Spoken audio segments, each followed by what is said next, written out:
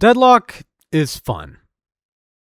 Okay, well, obviously it's more than that, but in simple terms, yeah, it's fun. I mean, there's not many games where I can zipline my way into an enemy's face and just absolutely grip them with a perfect grenade, or shotgun shot, or both. The same goes for being able to kidnap enemies into your spawn and have the spawn turrets tear them apart. But it's not just the characters that make Deadlock an insanely good and thrilling game. What makes Deadlock good is the synchronization between its MOBA aspects, the movement system, the map design, the third-person aspect, and so much more. So, for all of you watching this video, whether you're an experienced Deadlock player or someone who doesn't even know what a MOBA is, sit down and listen as I talk to you about this game's greatness, and some other tomfoolery mixed with a bit of shits and giggles.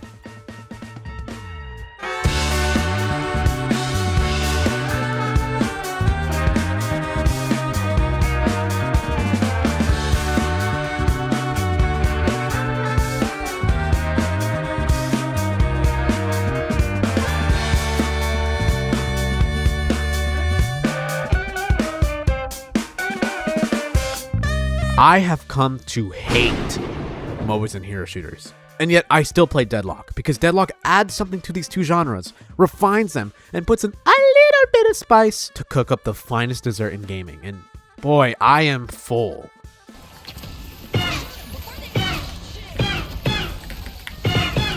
Killed one. But for newer players, Deadlock can be insanely confusing, and will have many players asking at first, how the hell do I play this game?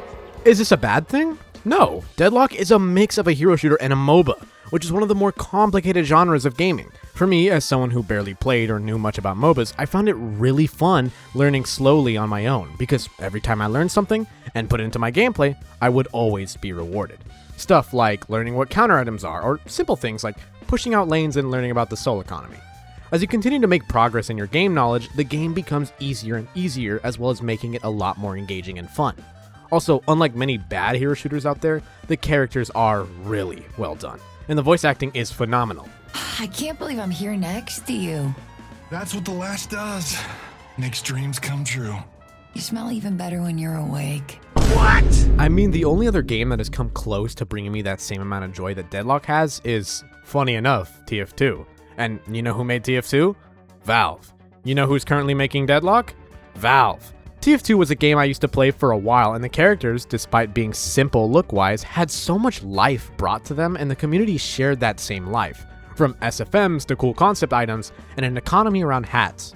TF2 made you like the characters, while also adding a sense of individuality, as you would be able to give the characters cosmetics, such as a cooler looking gun, a cooler looking hat, or just in general, modding too was a big thing for TF2.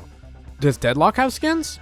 Well, no, not really, but as I've said before, the characters are amazing. Each one has such a distinct and interesting change in pretty much every aspect of their character, and it shows that even more with the interactions between the characters. Games like Marvel Rivals did in fact have very interesting characters, but I can confidently say that Deadlock just does it better, and on top of that, not only do they do the characters right, they do the hero shooter part right. Looking back at TF2, what was one of the most important features to bring nuance to a game limited by only 9 classes? That's right, interchangeable weapons.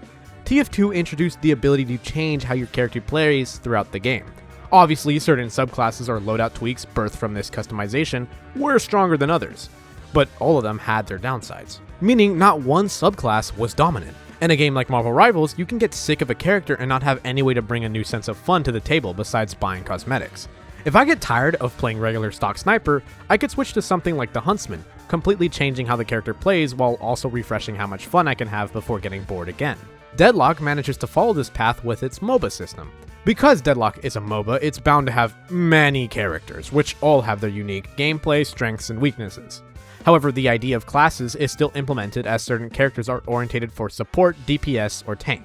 Now, this is kind of already restrictive in terms of classes, but because of how MOBAs work, you have more freedom to build your character how you want, while also still building them to the role they are designated to. Characters like Venator are a clear example of someone who is clearly built for DPS, so your main focus should be to build items that support weapon damage. However, there's still room for you to build Venator for you. Let's say you're a fan of his shotgun and really like getting those 1-2 combos off. Well then, might I suggest you max out Gut Shot and try out Melee Venator or Echo Shard Venator. Well, what if you want to play more of a tanky Venator, whether that's because you like the idea yourself, or your team may require someone a little bit more chunkier? Then might I suggest you build into a frontliner Venator? Or maybe you just love striking people down with your ult. Well, you could just build a regular Venator with focus on his gun and his health, or you could risk it all and buy Glass Cannon, trading a large portion of your health for an insane amount of damage increase. My point is, although there are clear restrictions to what you can do, there is still much room for you to have fun. Also, something that shows up in all of gaming is getting destroyed by another player, and a lot of the times you can't do much to fight back. They have better gear than you, they have more hours than you, they're just playing the better character. However, Deadlock, a hero shooter / MOBA, has items to help you combat those players. If you're getting destroyed by a Victor and he just won't die, besides the fact that you should stay at a safe distance from him, you can also buy anti-heal items that don't completely counter him, but give a certain percentage of anti-heal. Items such as Toxic Bullets, Healbane, and Decay all have their perks, prices, and weaknesses, but they all provide some sort of anti-heal. So if Victor is the one giving you the most trouble, you and your team can invest in different anti-heal items to have an easier time fighting him. The nice thing about counter items is that there's not just one item that everyone can buy to counter someone. Yeah, they have a Victor, but if your entire team buys Healbane, does that mean he's finished? Well, no, Healbane doesn't stack with other Healbanes. What Healbane does stack with is anti-heal procted by other items. Hence, the reason for 2 or 3 or more items built to counter someone like Victor, who has an insane health pool and regen rate. However, a lot of times you can't just counter one person and have that carry you to victory. A lot of the time, there will be more than one person giving you trouble. So you and your team need to play to your strengths and counter each individual enemy that has become a threat. Enemies themselves can buy certain items to counter your counter items. Things such as Dispel Magic or Counterspell can counter many things you may dish out to someone.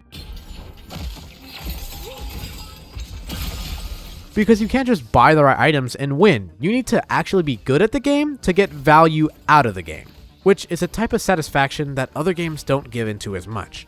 Many games do have deliberately powerful characters, and the only counter to those characters is playing a different character you or your team may not enjoy. Deadlock, however, allows you to play whatever character you want while still being able to provide a counter to those powerful or skillful players. But before I continue on talking about more of the nook and crannies of Deadlock, I think there's one really important thing I should talk to you guys about, and it's the main objectives, and there's a lot more than you think. Really quickly, if you've made it this far into the video and enjoy this type of content, I highly suggest you drop a like, comment, or subscribe to my channel, as it helps bring me motivation to keep putting these videos out for all of you to see. Another thing I wanted to say was to give a big, massive thank you to Bethlehem Casuals for allowing me full access to all their songs, which include my favorites, Fairly Flirty, the song you heard earlier for the past 7 minutes or so, and Barn, a song you'll hear later within the video. If you enjoy their music, please go show them some support on Instagram, TikTok, YouTube, or more importantly, Spotify. Alright, enough of this segment, let's go back to what you came to watch in the first place, Deadlock.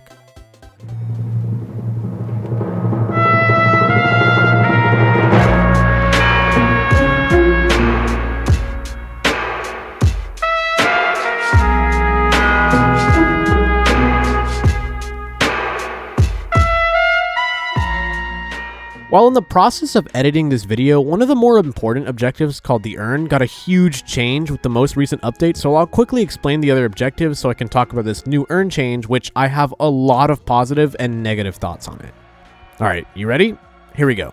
At the start of each Deadlock match, you and another teammate will be split off from the rest of your team to defend one of 3 lanes on the map. It's your objective to defend your lane guardian and destroy the enemy's lane guardian by killing their minions, which grants you souls to spend on items, and pushing your minion wave up to enemy lane guardian to attack it without the guardian targeting you. Once you take down an enemy lane guardian, you continue to go down lane and attack the walker, which is 3 types of attack, starting from a stomp that stuns anything in its radius and does good damage, to a laser and fireball attack. Moving past that, we go to Base Guardian. They also have a laser and swat at enemies who get too close. Take a pair of Base Guardians down and you have access to the enemy shrines. Taking those downs and you can kill their patron. Kill the patron by defeating both life cycles and you win. The other objective, which can help you win but isn't directly tied to the previous objectives, is Mid-Boss. Kill Mid-Boss and it'll grant you with 3 second life tokens, meaning the next time you die, you respawn 3 seconds after dying. Just be careful though, because enemies can steal those extra lives. Alright, you got all that down? Perfect. Let's talk about the Urn.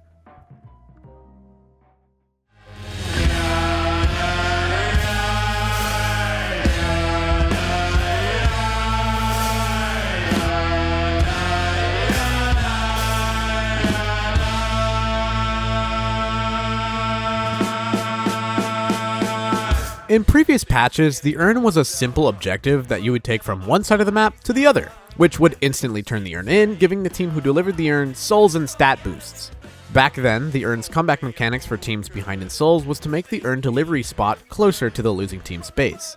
This mechanic made comeback urns a lot more viable and safer to deliver, which, made it so losing teams had another way to catch up in souls without relying on the enemies to make mistakes and die a bunch. As of now, the urn has become a king of the hill type mechanic. The urn will spawn on one side of the map and will need to be turned in on the other side of the map. Once turned in, the urn creates a radius around it, marking the capture zone for both teams to stay in. Neither team can capture the urn if one member from the other team is within the area. So even though here in this footage the urn is 100% captured by both teams, it can't be claimed until one team comes out on top. The comeback mechanics for urn were also changed to provide the losing team with 35% bullet resistance and 35% spirit resistance, alongside with a debuff resistance of 35%. Now on paper, this seems fine until you realize the many issues that come from this. While yes, this urn is much better than the original big urn change, it still grants the losing team 57,000 souls of resistances for the entire team during the urn fight, when, they're in range of the capture zone. Not only that, but Deadlock already gives losing teams extra souls for being behind. What this means in translation is, the winning team loses, and the losing team wins. It doesn't matter if you win the early game dominating in lane, when the enemy team can just... The point is, not only does the urn have insane unbalanced resistances given to the losing team when they're down in souls, this King of the Hill type objective pushes a meta that genuinely drives me and any other player insane. For those of you who know what I'm talking about, yes, it's the draft AoE meta. Right now, in every Deadlock match played, at the very start of the game, the winning team is almost already decided unless both teams have the best drafts possible, which is almost an impossible scenario because of how getting the character you want works in Deadlock. Right now, the meta is dominated by massive AoE characters and their ults. This means if your team has characters like Venator, Vindicta, Warden, and Drifter, while the enemy team has members like Lash, Dynamo, McGinnis, and Seven, well, I'm gonna be real with you, you've probably already lost the game. So, in other words, any character that doesn't have crazy good AoE are just not as viable. And you know what? I'll even go to say some are just not playable in this meta. One of the things that I found great about Deadlock was being able to play any character and still win. But unfortunately now, that's almost impossible unless the rest of your team has meta picks.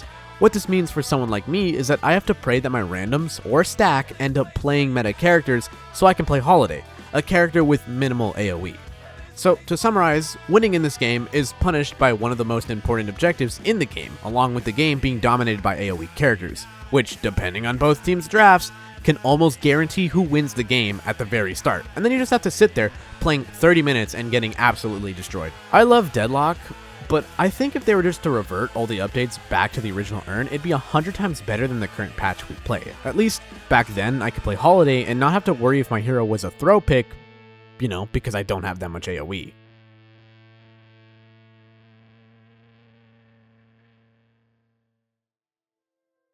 But also, at the end of the day, there's still probably things I don't understand and can improve on, so as of now, this is my opinion on the current biggest change for Deadlock.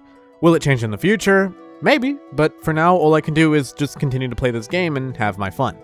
If it wasn't apparent enough, Deadlock isn't a finished game. Everyone who plays this game are considered testers, and as testers, our job is to give feedback, whether we do it professionally or we let our feelings get in the way. So, to get back on track for the video's sake, what makes Deadlock so great? We've already discussed a bit about the characters, the items, the map, the movement, and the objectives, and honestly, I think that's all there is to talk about. Is what I would say if there wasn't one more important part of Deadlock that makes the game so much fun. Deadlock doesn't just have one game mode, it has two.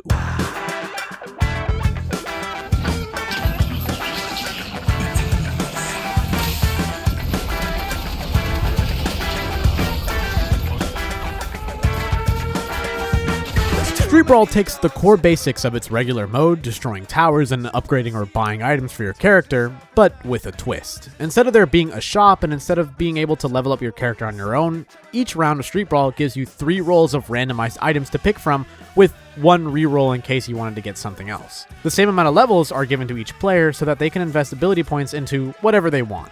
The gameplay can be summarized into a 4v4 fight on a singular lane, causing much more fighting and chaos with each game of Street Brawl, being incredibly shorter as well than the regular mode. And that's what makes Street Brawl so great. In Street Brawl, you can learn new characters, learn items, and most importantly, have fun in a much shorter game. Now, why is this so important?